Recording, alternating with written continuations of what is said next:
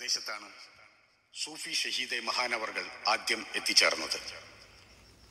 ഇന്നത്തെ ജനവാസമുള്ള സ്ഥലമായിരുന്നില്ല അന്നത്തെ കുത്തുനാട്.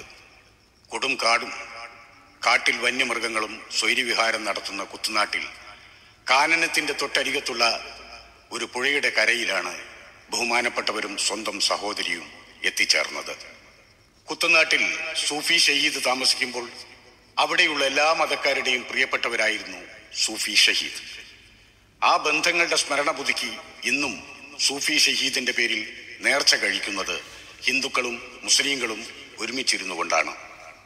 മതസൗഹാർദ്ദത്തിന്റെ മനോജ്ഞമായൊരു മാതൃകയാണ് കുത്തുനാട്ടിൽ ഇന്നും കാണുന്നത്.